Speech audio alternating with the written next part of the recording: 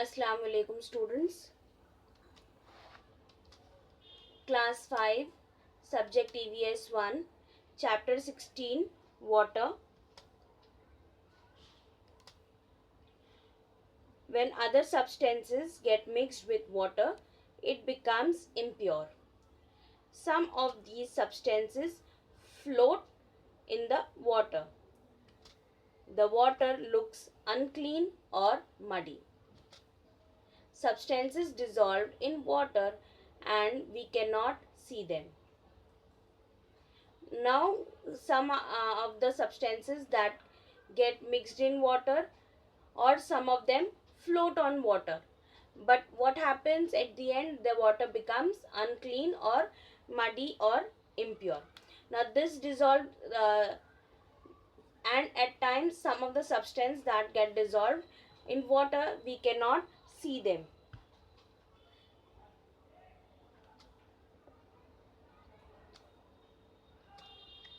Substances that get mixed with water are harmful for living things. We say that water has become polluted. Rivers or lakes are sources of water. Now we have different sources of water. Now there are different sources. We get water from rivers, lakes, ponds, wells, etc. Now how they get polluted, or how do they get contaminated? Let us see that. First we will begin with disposal of water. The wastewater of a city or a town is collected and let into the water body at a convenient location. Now collected, now these water are all collected and they are let into the other water bodies, example seas or big drainages or sewages. Now the wastewater from residential buildings as well as from factories and industries contains many kinds of impurities. Some of these dissolve in water while some do not. You can see some of the things get dissolved and some do not get dissolved. So what happens? They float on water. Sewage water can carry microorganisms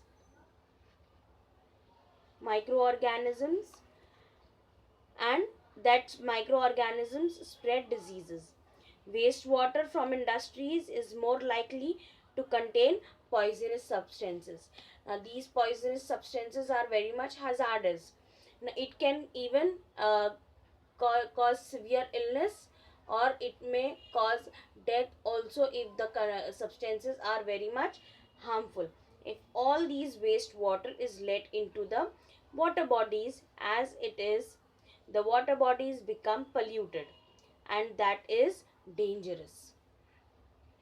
Such waters cannot be used for drinking. If the water gets polluted or it gets contaminated, we cannot drink that water.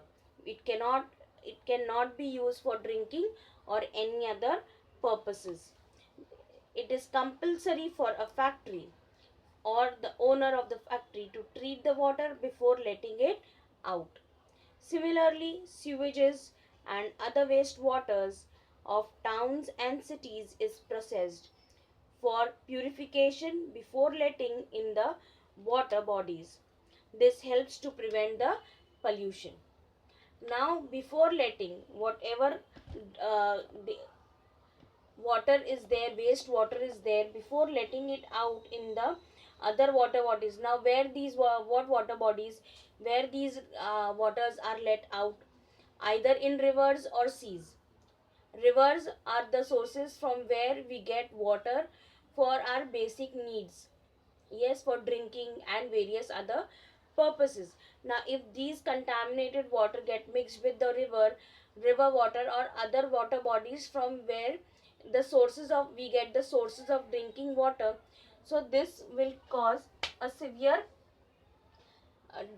this will create a dangerous situation for everyone. So it is very much important and it is instructed for the factories and industries that before letting out any of the impure water or polluted water, they have to process the water and then let it out. Purification of water is very much needed. Now, flowing water of rivers get purified at some extent by natural process. The water which is stagnant is not purified, but we can say that the water is stagnant means it is kept at a place which is not flowing. So stagnant waters are at times quite it is considered as they are not that pure, but the water that is flowing, example the river water, if to some extent it is said that this is purified, and it is purified by a natural process. Naturally it is being purified. Now before water is supplied to towns or cities, it is purified. Now whatever water we get in our taps, that is what, that is purified. Before it reaches to us, it is purified. Now example I'll give you, that during the rainy season you will find, or as the summer season is coming to the end, you will find the water that we get is more dirty, or the color of the water is not that clear. We get pale yellowish color type of water. Why? Because the water that we get is of the water that is very much down, that has the level of the water reaches down, the end part of the portion of the water that we get, those types of water we get. And as the rainy season starts, purification of water is not that in process, so whatever water we get is at times slightly muddy, or there are high chances that the water is not that clear. So whenever our mothers, mostly the ladies of the family, when they are filling the water, what they do, they put a they use a strainer or a kind of cloth they will tie to the tap or pipes, whatever they think they use, and then what they do, they fill that water with the containers, and you will find that the whatever dirt is there, that is being collected at the end of the uh, cloth or whatever net they might be using. So at the end you will find that there is a dirt left into it. Now here you will see a small diagram. Now this you can make it at home. Last year, if school had been working, so I would have shown you that last year students of 5th standard had made this in the class as their science activity. They had made with the water bottle and water purification small, that one can use it for purifying the water. So what they had done, they had divided a whole big bottle into two pieces, and they had made this. So the first layer is of the coarse sand, and then the second layer is of the fine sand, and the third layer is of the powdered coal, and the last is on the mouth they had tied a cloth. So if impure water, or the water that has particles floating on it, substances floating on it, they had put that water, and they had shown that if slightly muddy water is also there, that can the water which will come down will be the clean water that it will be. So this way one you can prepare for temporary to clean the water for household purposes. Now water purification processes that are done, and the at waterworks, at different dams, you will find that this water purification is done. So how it is done and what processes they carry forward, let us see that. First thing they do is a settling. The water from the water sources is allowed to stand, and in large tanks alum is also used to help the process of settling. Now what it is done, to settle down the dirt which is present in the water, or particles of sand or something which is there, to so this process is being done. Alum is put into the water and is allowed to settle at water sources, these process is done. And even in rainy season, you will find in our families, our grandmothers or our mummy or the ladies of the family, they do this so that the water is settled, and it is, whatever water we get is clean. Now the next process that is done is filtration. Filtration, water is filtered using filter machine. Yes, machines are used to filter the water. And then oxygenation, air and water is allowed to mix with the help of a pump. This causes oxygen from air to dissolve in water. So now this process helps uh, air and water to mix with each other, and the oxygen level in the water increases. So this is called as oxygenation. The next is chlorination. Chlorine is mixed in the water to kill the germs in it, and then we get the water. After all this processes, the water is being processed, and then we get the water. So now these small small things we can also do it at our homes as well. We, everyone do it at home. Nowadays latest we have purifiers and machines that are there, so through which we get we can purify the water. Or otherwise earlier or now also in some of the families, old methods of purifying water is done using alum or straining the water. These all methods are used to filter the water. Moving further, famines. Now what is famine? Let us see. Water evaporates continuously. Evaporation process is continuous, and that is why places where it does not rain for a long time experiences drought. Drought in the that means dryness in the land, and no water less of water, as there is no rain or no water in that region. At such places, the water level falls in the river, well, lakes, bunds, and dams. Now, some of these may even dry. Now, what happens? As there is drought, no water, no rain, no proper rain, because of this, the level keeps on decreasing as there is evaporation process taking place. So, the rivers and the lakes and the dams, what happens? This keep on, the level keeps on decreasing, and what happens at the end, that it may, there are very much high chances that it can even go dry.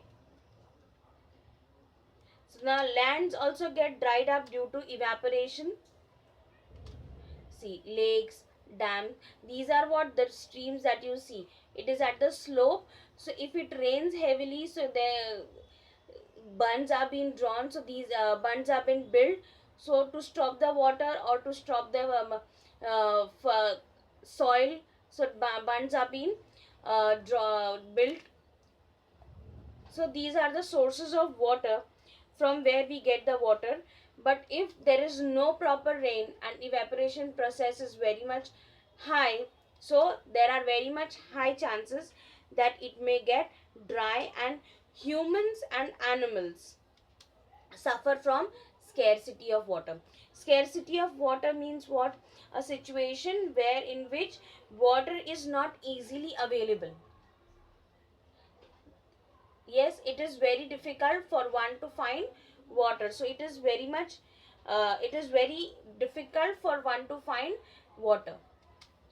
So scarcity of water, and there is no agriculture, there is no water, so no agriculture, and this condition is called famine. Famine is what? It is a natural disaster. It occurs naturally. Now in this picture you will see that this is the same place but two different scenario. Earlier water was there. Now slowly what has happened? The water level have started decreasing, and now the condition is of drought and famine. Now famine is what? A natural disaster. Grain and fodder become scarce. Grain means what? The food that we eat, rice, wheat, jawar. So these are what? These are grains for daily needs. What we need, daily need, what we uh, use for eating. So these are what? These are grains. And fodder. Fodder is what? Food specially dried for animals. So this is a kind of animal food specially given for cows, horses, or all the cattles, etc. So these grains and fodders become scarce during famine. So in famine there is no availability of food. Food is not easily available, and you have for famine in our state and our country is another part of the world. So you may have read, you may have come across, but you might not be familiar with this word and you might not be knowing the meaning, right? So now you know it. Now living things, people living there have to face lot of problems, they face lot of hardships, and animals and plants of those parts also suffer. Not only human beings, but animals and plants also suffer. Why plants? Because there is no water and heat will be more. So there, what happens at the end, the plants start drying up or dying. So this is the reason. And animals, they don't have sufficient food. Human beings are not having that sufficient water or food to eat. So where come animals will have? So wherever this famine or drought takes place, so what happens? People start facing problem, animals start facing problem, and at the end, all plants, animals as well as human, they all suffer and they go through lot of problems during this time. So now the government, what has government is been doing? The government has temporarily moved wherever this natural disaster of famine or drought occurs. Now government has temporarily moved people and animals from famine stricken areas to safe places where they can provide with water, food grains and fodder. Fodder camps are Fodder camps are set up to take care the domestic animals. Now, government has done what? They temporarily, wherever this occurs, government move people and animal in order to save their lives. And the domestic animals which are there, to save their life, what they do? They put fodder camps where animals are kept together and proper food and water is provided to them. So this is what the image that you see is of one of the fodder camp. That is where animals are kept and taken care of. Now how, from this what we learn, that one must save water. And if water is there, one must value it. Now let us see how one can manage, water management can be done properly. Rain brings us water again and again. But we get rain only for 4 months in a year. How many months we have in a year? 12 months. And out of 12 months, only 4 months we get rain. And from that only we get, that is the only source from where we get water. And rest is all collected here and there, and that is provided all through the year. But the major source of getting water is only and only rain. So if rainwater is not stored, we will not have water for our daily needs after the rain. So once the rain is over, you will not have any other source through which you can get water or you can store water. So now what are the sources or what are the methods where one can store water? Let us see. To meet the whole year's need of water, rainwater must be stopped. Now how it can be stopped? Let us see that. When it is stopped, it percolates. Percolate, it means in the ground it starts going deeper and deeper, absorbing, the soil absorbs the water. That is called percolation. As the groundwater storage increases, trees get water, wells too, and enough of water and land can be cultivated. Now, when the water starts absorbing in the land or it starts percolating, so the trees will get the water, and the wells or other water sources where they have the water will reach towards there, and land can also be cultivated. Yes, the soil will get moisture and it will be easy to cultivate. Now several methods are used to make rainwater seep into the soil. Large dams are built, but may not be possible at all places. Now we have dams. Yes, wherever rivers are there, you will find dams are also there. And in even in Mumbai, lot of dams are there, lakes are there, in which water is stored, rainwater is stored. In that event, the and but it is always not possible that all the places will have these facilities. So what government do, that the people and government come together and understand, and several work such as building smaller reservoirs, counterbunding, stopping the water in smaller streams is by constructing bunds and bandharas. Now, what the government and people do, they come together and they start building small reservoirs and ponds, and other streams are being built by them, so that they can stop the water and they can collect the rainwater in that. In some places, wells and rivers are dug, riverbeds are allowed to store water. Now rainwater falling on roof of the house. Now here you can see that rainwater falling on the roof of the house is drained into large tanks, places beside the building. Using all such methods helps us to store as much as water as possible. Now on primary level, at so small play, mostly in villages where there is a lot of scarcity of water, so what the people do over there, at they make a rooftop where um, the building the work or the construction of the work is done in such a way that when it rains, so the water is connected through a pipe, and the water that comes down from the roof is collected in a tank, and then that water can be used for uh, longer term. So these types of things are being done, and it is very important to use the water carefully to stop the rainwater flowing away, to make it seep on the ground, or to collect it in a tank. Now it is not possible that one can build tank, but they can build tanks also. They can dig the ground, so digging on the ground also one can store the water, and this digging in the ground will help to the water to percolate also. So this can help the water to percolate, and on the ground also the water will be stored. So this is one of the this is also another way where water can be stored. So you will find even in societies, you will find to store water they have underground tanks being made where they store the water. So this is the way where people can get water, they can store water for a longer process or longer time.